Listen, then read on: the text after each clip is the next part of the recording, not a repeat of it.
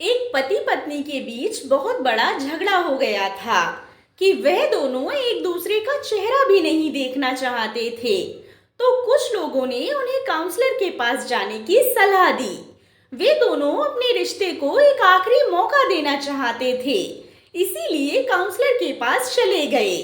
दोनों जब ऑफिस में दाखिल हुए तो काउंसलर ने दोनों के चेहरे पर गंभीर तनाव देखा और दोनों को बैठने को कहा।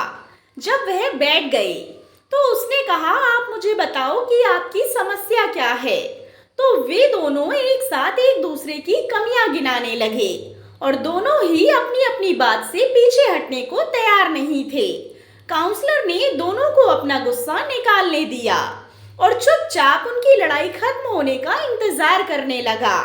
जब दोनों बातें करते करते थक गए तो काउंसलर ने उनसे कहा कि यह तो हुई कमियों की कहानी, अब एक दूसरे की खूबियों का भी वर्णन कीजिए। आप दोनों को एक दूसरे की कौन सी बात अच्छी लगती है, बताइए। दोनों बिल्कुल चुप हो गए। काफी देर तक दोनों कुछ नहीं बोले। काउंसलर समझ गया कि वे एक दूसरे से इतने नाराज हैं कि एक दूसरे के बारे में कुछ भी अच्छा नहीं बोलना चाहते।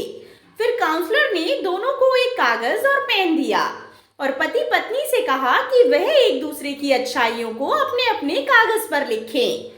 एक बार फिर दोनों ने काफी देर तक कुछ नहीं लिखा। उनके चेहरे पर गुस्सा साफ झलक रहा था। बहुत देर बाद जैसे ही पति ने अपने कागज पर कुछ लिखना शुरू किया, वैसे ही पत्नी भी अपने कागज पर कुछ लिखने लगी।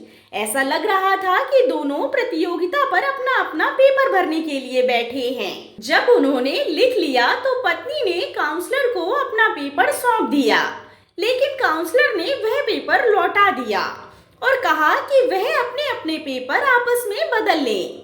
अब दोनों ने पेपर पढ़ना शुरू किया और कुछ देर बाद पत्नी की आंखों से आंसू बहने लगे। दोनों एक दूसरे की अच्छाइयां पढ़कर बहुत खुश हुए। कमरे का माहौल अचानक बदल गया। ऐसा लग रहा था जैसे उन्होंने कभी लड़ाई की ही नहीं थी। काउंसलर का कर्तव्य पूरा हो गया था।